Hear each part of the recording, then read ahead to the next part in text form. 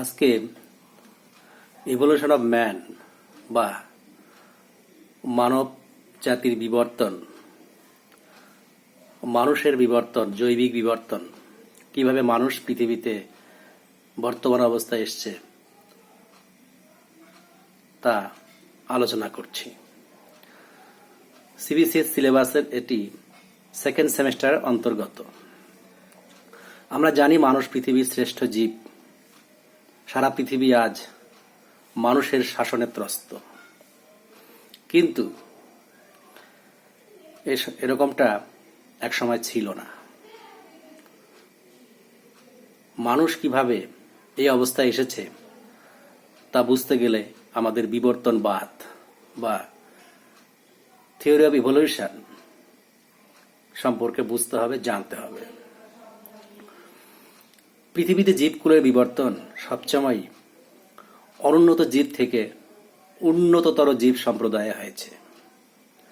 মানুষ বর্তমান পৃথিবীর শ্রেষ্ঠ জীব বুদ্ধিমত্তার নিরিখে হলেও পৃথিবীতে প্রাণের স্পন্দন প্রথম লক্ষ্য করা গেছিল ভাইরাসের মধ্যে। ভাইরাস জীব ও জড়ের মধ্যবর্তী পর্যায়ের বস্তু। ভাইরাসের আবির্ভাব মনে করিয়ে দিল পৃথিবীতে জীবনের আবির্ভাব হতে চলেছে। ভাইরাসের আবির্ভাবের পরেই কিছু কিছু এককোষী জীবের উদ্ভব হয়, যাদেরকে আমরা প্রোটোজোয়া বা আদ্যপান হিসাবে অভিযুক্ত করতে পারি। বিবর্তনের একটা বিশেষ পর্যায়ে করডাটা পর্যায়ের বা জীববিজ্ঞানের ভাষায় যাকে বলি ফাইলাম, তাদের উৎপত্তি হয়। ভূতাত্ত্বিকভাবে ডেভোনিয়ান যুগে উৎপত্তি হয় ভার্টিব্রাটা বা যাদের শিরদাঁড়া বা মেরুদণ্ড আছে সেই সমস্ত প্রাণীর। মেরুদণ্ডী প্রাণীর যে শ্রেণীগুলো ছিল সেগুলির একটি বিশেষ শ্রেণী হল স্তন্যপায়ী শ্রেণী।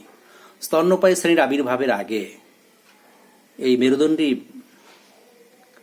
প্রাণীর মেরুদণ্ডী উপপর্বের যে সমস্ত জীব শ্রেণী এসেছিল তার মধ্যে অন্যতম হল সরীসৃপ। তার আগে এসেছিল মৎস্য, সরীসৃপ, পক্ষী, এবং পক্ষী থেকে বিবর্তন হয়ে আসে হচ্ছে স্তন্যপায়ী জীব। সে অর্থে ম্যামালস বা স্তন্যপায়ী যারা শৈশবে মাতৃদুগ্ধ পান করে বড় হয়, তারা এসেছে সবার পরে। এবং স্তন্যপায়ী জীব সম্প্রদায়ের সর্বশেষ সৃষ্টি হল মানুষ। তাহলে মানুষের আগে কি ছিল?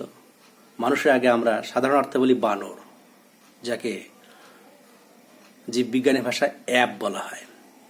এই অ্যাপস থেকেই, এক শ্রেণীর বিশেষ বানর থেকেই মানুষের উৎপত্তি হয়েছে। চার্লস ডারউইন তার অরিজিন অফ স্পিসিস গ্রন্থে বলেছেন, অ্যাপস হল লেজবিহীন উচ্চতর বুদ্ধিসম্পন্ন এক প্রকারের বানর, যারা আবার 4 ভাগে বিভক্ত: গিবন, ওরাংওটাং, শিম্পাঞ্জি এবং গরিলা। মনে করা হয় এই গরিলা সদৃশ জীব থেকেই ক্রমশ বিবর্তনের মাধ্যমে মানুষের উৎপত্তি। পৃথিবীর আদি মানুষ কোথায় সৃষ্টি হয়েছিল এ নিয়ে নিরন্তর গবেষণা চলছে, নানা রকম মত রয়েছে। তবে অধিকাংশ নৃতত্ত্ববিদ মনে করেন আফ্রিকা মহাদেশেই প্রথম মানুষের আবির্ভাব হয়। ভাবলে অবাক হতে হয় যে পৃথিবীর পিছিয়ে পড়া মহাদেশ আফ্রিকাতেই প্রথম মানুষের আবির্ভাব হয়েছিল, শ্রেষ্ঠ জীব সম্প্রদায়ের আবির্ভাব হয়েছিল। এই মানুষের আবির্ভাব অ্যাপস থেকে মনুষ্য সৃষ্টি, আধুনিক মানুষ যাকে জীববিজ্ঞানীরা বলেছেন হোমো স্যাপিয়েন্স, তার বিবর্তন কিন্তু অত সহজে হয়নি। কার্বন ডেটিং সমীক্ষা বা এ জাতীয় কিছু সমীক্ষা, ভূতাত্ত্বিক সমীক্ষা, শিলার বয়স নির্ণয় প্রভৃতির মাধ্যমে বিভিন্ন জীবাশ্মের সন্ধান পাওয়া গেছে। সেই জীবাশ্মর চরিত্র বিশ্লেষণ করেই নৃতত্ত্ববিদরা, শারীরস্থানবিদরা, ভূতত্ত্ববিদরা মানুষের বিবর্তনকে ব্যাখ্যা করেছেন। প্রথম যে উল্লেখযোগ্য জীবাশ্ম আবিষ্কৃত হয় তার নাম হচ্ছে ড্রাইওপিথিকাস। ল্যাটিন শব্দ ড্রুস অর্থাৎ ওক গাছ এবং পিথেকাস অর্থাৎ বাদর থেকে এসেছে ড্রাইও পিথেকাস নামক এক বিশেষ অ্যাপ বা জীবাশ্ম, যার জীবাশ্ম প্রথম আবিষ্কার হয় 1922 খ্রিস্টাব্দে ভারতের শিবালিক পার্বত্য অঞ্চলে। তিনজন ভূতত্ত্ববিদ ব্রাউন, গ্রেগরি এবং হেলম্যান তারা আমেরিকান মিউজিয়াম অব ন্যাচারাল হিস্ট্রির তত্ত্বাবধানে ভারতের শিবালিক পার্বত্য অঞ্চলে প্রত্নতাত্ত্বিক সমীক্ষার জন্য আসেন এবং তাদের প্রত্নতাত্ত্বিক আবিষ্কারের ফলে 3টি বানরের জীবাশ্ম তারা উদ্ধার করেন বর্তমানে জম্মুর রামনগর এবং পশ্চিম পাঞ্জাবের হাসনর থেকে, যা শিবালিক পার্বত্য অঞ্চলের অন্তর্গত। তবে 1922 সালে জীবাশ্ম ড্রাইওপিথিকাস আবিষ্কৃত হলেও 1856 সালে ড্রাইওপিথিকাস জীবাশ্ম সম্পর্কে প্রথম ধারণা দিয়েছিলেন বিশিষ্ট ফরাসি ভূতত্ত্ববিদ এডওয়ার্ড লার্টার, কিন্তু 1922 সালের আগে পর্যন্ত এর কোনো জীবাশ্ম আবিষ্কার হয়নি। 1960 সালের পর থেকে ভূতত্ত্ববিদ ও নৃতত্ত্ববিদরা বিলুপ্ত বাদর জাতীয় প্রজাতিকেই ড্রাইওপিথিকাস বলে অভিহিত করতে শুরু করেন। এদের তাহলে বাসস্থান কোথায় ছিল, উৎপত্তিস্থল কোথায় ছিল? শিবালিক পার্বত্য অঞ্চলে এদের প্রাথমিক জীবাশ্ম আবিষ্কার স্মরণ করিয়ে দেয় যে হিমালয় থেকে হিমালয়ের আশেপাশের অঞ্চলেই এই বিশেষ অ্যাপ শ্রেণীর প্রজাতির হয়তোবা উৎপত্তি হয়েছিল, কিন্তু এদের আদি বাসস্থান ছিল বিস্তীর্ণ অঞ্চল জুড়ে, যার বেশিরভাগটাই এশিয়া, আফ্রিকা ও ইউরোপ মহাদেশের বিভিন্ন অঞ্চলে অবস্থান করে। বিশেষভাবে ইউরোপের ফ্রান্স, হাঙ্গেরি, চীন, ভারত ও পাকিস্তান ছিল এই ড্রাইওপিথেকাস প্রজাতির অ্যাপ বা বানরের বাসস্থান। এদের বৈশিষ্ট্য কি? জৈবিকভাবে এরা গরিলা, শিম্পাঞ্জি, ওরাংওটাংয়ের শাখা বিশেষ, তবে এদের ক্ষিপ্রতা ছিল এদের চাইতে অত্যন্ত বেশি। এদের চোয়াল ছিল প্রলম্বিত, এক একজনের ওজন প্রায় 45 কেজির মতো, উচ্চতায় 4 থেকে 4.5 ফুট, কিন্তু এরা তৃণভোজী, ঘাস খেত। এদের দাঁতের বৈশিষ্ট্য এবং হাতের বৈশিষ্ট্য থেকে ভূবিজ্ঞানীরা অনুমান করেছেন যে এরা গাছের থেকে ঝুলে থাকা ফল অনায়াসে ভক্ষণ করতে পারত, অর্থাৎ এরা চলাফেরা করত এবং উপরের দিকে উঠতে পারত। এদের ফিমার এবং হিউমারের গঠন বিশ্লেষণ করে বোঝা গেছে এরা 4 পায়ে ভর দিয়ে হাঁটতে পারত। এর পরবর্তী যে জীবাশ্মটি আবিষ্কৃত হয় তার নাম হচ্ছে রামাপিথিকাস। রামাপিথিকাস এই জীবাশ্ম আবিষ্কার করেন বিশিষ্ট এক নৃবিজ্ঞানী, তার নাম জি.ই. লিউইস। তিনি আমেরিকান নৃবিজ্ঞানী বা অ্যানথ্রোপোলজিস্ট। বর্তমান নেপালের টিনাউখলা নদীর তীরে 1932 সালে এই জীবাশ্ম আবিষ্কৃত হয়। রামায়ণের রামচন্দ্রের চরিত্র অনুসারে জি.ই. লিউইস এর নামকরণ করেন রামাপিথিকাস। অনেকে রামাপিথিকাসকে শিবাপিথেকাসের অনুরূপ বলে মনে করেন, তবে লিউইস দাবি করেন যে তার আবিষ্কৃত যে জীবাশ্ম সেটা শিবাপিথেকাস থেকে সম্পূর্ণরূপে স্বতন্ত্র। এই রামাপিথিকাস যে মানুষের বিবর্তনের ধারায় একটি প্রজাতি, তা কি করে ধারণা করা হয়? এই ধারণাটা এভাবেই হয়েছে যে রামাপিথিকাস যে জীবাশ্ম, তাতে বানর এবং মানুষের উত্তরণের যে পর্যায়, সেখানে চোয়ালের গঠন, বিশেষ করে মুখমণ্ডলের চোয়ালের গঠনের মধ্যে কিছু মানুষের মিল পাওয়া যায়, যা আগেকার জীবাশ্মতে পাওয়া যায়নি। রামাপিথিকাস হল হোমিনিড বা মানুষের আবির্ভাবের তাহলে প্রথম ইঙ্গিত, অর্থাৎ রামাপিথিকাস ইঙ্গিত দিল যে মানুষ আসছে। এদের বাসস্থান কোথায় ছিল? মায়োচিন যুগে আজ থেকে 12.5 থেকে 8 মিলিয়ন বছর আগে এরা বসবাস করত ভারতের শিবালিক পার্বত্য অঞ্চল, নেপাল, এছাড়া পূর্ব আফ্রিকা, উত্তর গ্রিস, হাঙ্গেরি, তুরস্ক ও দক্ষিণ চীনে এদের জীবাশ্ম আবিষ্কার হয়েছে পরবর্তীকালে। এদের বৈশিষ্ট্য বিশেষভাবে উল্লেখযোগ্য হচ্ছে এদের দাঁতের গঠন। এদের যে কৃন্তক বা ইনসাইজার্স এবং সাদন্ত উল্লম্বভাবে সাজানো ছিল এবং দাঁতের তোরণ শ্রেণী ছিল সংকীর্ণ গোলাকার এবং তা মোটেই বানরের মতো প্রক্ষিপ্ত ছিল না। অর্থাৎ এদের দাঁতের গঠন বিশ্লেষণ করেই বানরের থেকে মানুষের পথ উত্তরণের যে বৈশিষ্ট্য সেটা পাওয়া যায়। পরবর্তী যে জীবাশ্ম আবিষ্কার হয় তার নাম হচ্ছে অস্ট্রালোপিথিকাস। না, এর আবিষ্কার মোটেই অস্ট্রেলিয়ায় হয়নি। মানুষের জীবাশ্মের যা কিছু চিহ্ন তা আফ্রিকা এবং এশিয়া, ইউরোপে এই ভূখণ্ডগুলিতেই পাওয়া গেছে। সুতরাং অস্ট্রেলিয়ায় এর উৎপত্তি নয়। আসলে অস্ট্রালোপিথিকাসের অস্ট্রালিস এবং পিথিকাস এই দুটি ল্যাটিন শব্দের অস্ট্রালিস কথার অর্থ হচ্ছে দক্ষিণ। অর্থাৎ এই জীবাশ্মের আবিষ্কার হয় দক্ষিণ গোলার্ধে দক্ষিণ আফ্রিকার মহাদেশে 1924 সালে অস্ট্রেলিয়ার শারীরস্থানবিদ জোহানেসবার্গ এর উইটস বিশ্ববিদ্যালয়ে গবেষণাকালে বিশিষ্ট শারীরস্থানবিদ রেমন্ড ডার্ট চুনের খনি থেকে এই জীবাশ্ম আবিষ্কার করেন। চুনের খনিতে যে সমস্ত শ্রমিকরা কাজ করছিল তারা অদ্ভুত এক কিংকার দেখে যখন আশ্চর্য হন, তার খবর পেয়েই রেমন্ড ডার্ট সেই স্থানে যান এবং তিনি এই জীবাশ্ম আবিষ্কার করেন। এটি তার আবিষ্কৃত জীবাশ্ম ছিল মাত্র 3 বছরের একটি দ্বিপদ স্তন্যপায়ী প্রাণীর খুলি।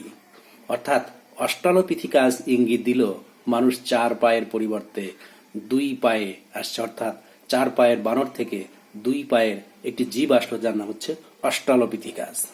অস্ট্রালোপিথিকাসের আবির্ভাব সমস্তটাই দক্ষিণ আফ্রিকায় অবস্থিত। এদের বাসস্থান ছিল ইথিওপিয়া, কেনিয়া এবং তানজানিয়ায়। এদের মানুষের সঙ্গে মিল কি কি ছিল? এদের হাত বা বাহু এবং কাঁধ মানুষের সঙ্গে সম্পূর্ণ সাদৃশ্যপূর্ণ। এদের দাঁতের পাটিতে 32টি দাঁত লক্ষ্য করা গেছে। এদের খুলি বিশ্লেষণ করে দেখা গেছে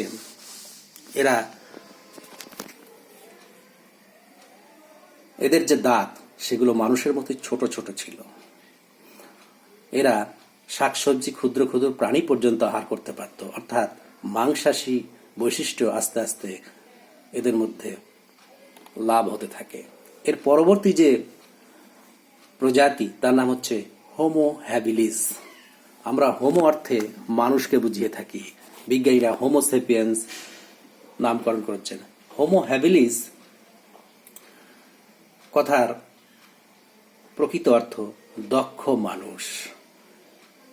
যিনি এটি আবিষ্কার করেছিলেন তিনি হচ্ছেন লুই লিকি। তিনি একা নন। লুই লিকি ব্রিটিশ বিজ্ঞানী এবং তার সহধর্মিণী মেরি লিকি এই দুজনেই জীবাশ্ম আবিষ্কার করেন 1960 সালে। এরা এর নাম দেন হ্যান্ডিম্যান। পরবর্তীকালে ব্রিটিশ বিজ্ঞানী লুই লিকি নিজে দক্ষিণ আফ্রিকার বিশিষ্ট জীবাশ্ম তত্ত্ববিদ ফিলিপ ভিট্টোভিয়াস এবং ব্রিটিশ পুরাতত্ত্ববিদ জনার নাইপার এর বিস্তারিত ব্যাখ্যা দেন। এর আবিষ্কারের পর বিজ্ঞানীরা হোমো হ্যাবিলসকেই মানুষের পূর্বপুরুষ বলে আখ্যা দিতে থাকেন। অর্থাৎ অ্যাপ বা বানর থেকে একটি মানুষ বা মানব প্রজাতির আবির্ভাব হয় হোমো হ্যাবিলিস প্রজাতির মধ্যে। মোটামুটি 20 লক্ষ থেকে 14 লক্ষ বছর আগে প্রারম্ভিক প্লেস্টোসিন পর্বে জেলাসিয়ান ও ক্যালিব্রিয়ান উপযুগে হোমো হ্যাবিলিস প্রজাতির বাসস্থান ছিল। মানুষের সঙ্গে এদের অপূর্ব মিল, যা আগে দেখা যায়নি। এদের মাথার খুলি অনেকটা বড়, আগের তুলনায় অনেকটা গোলাকার। খুলির মধ্যস্থল স্পাইনাল কর্ডের ছিদ্রপথ ছিল। এদের মূল যে বৈশিষ্ট্য তা হচ্ছে দাঁতের গঠন। দাঁতের যে পাটি আমরা যাকে বলি তা অধিকতর ধনুকাকার ছিল, যা আগে ছিল না।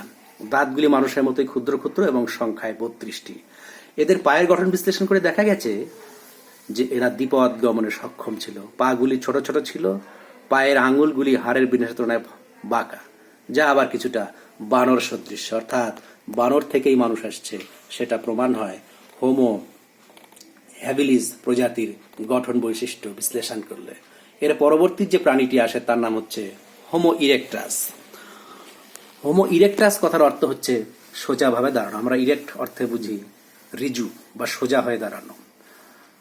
হোমো হ্যাবিলিস আবিষ্কার হয় ইন্দোনেশিয়ার জাভা দ্বীপের পূর্ব দিকে ১৬ নদীর ধারে। যিনি আবিষ্কার করেন তিনি ছিলেন একজন শারীরস্থানবিদ, এগনি ডুবিস। পরবর্তীকালে ডক্টর ডেভিডসন ব্ল্যাক এর থেকে পিকিং মানবের জীবাশ্ম আবিষ্কার করেন চীন দেশে। এই সময় হোমো ইরেক্টাস দুটি গোষ্ঠীতে বিভক্ত হয়, একটা হচ্ছে জাভা মানব আর একটি হচ্ছে পিকিং মানব। পরবর্তী যে প্রজাতি আসলো তার নাম হচ্ছে নিয়ান্ডারথাল মানব। নিয়ান্ডারথাল মানবের বৈশিষ্ট্য হচ্ছে এরা সোজা হয়ে হাঁটতে ও দৌড়াতে পারে। সামনের দিকের থেকে এদের চেহারা বড় মনে হতো। এই প্রথম আবিষ্কার করেছেন একজন বিশিষ্ট ব্যক্তি, তার নাম হচ্ছে জোহান কার্ল ফুলহর্ট। তিনি জার্মানির উত্তর পশ্চিমে অবস্থিত ডুসেলডর্ফ ও এলবেরফন্ডের মধ্যে নিয়ান্ডারথাল উপত্যকায় মাথার খুলি খুঁজে পান। এর পরের যে জীব সম্প্রদায় তার নাম হচ্ছে ক্রো ম্যাগনন মানব। এটা ঠিক হোমো সেপিয়েন্সের আগের পর্যায়ে। ক্রো ম্যাগনন মানব সম্প্রদায়ের কি বৈশিষ্ট্য?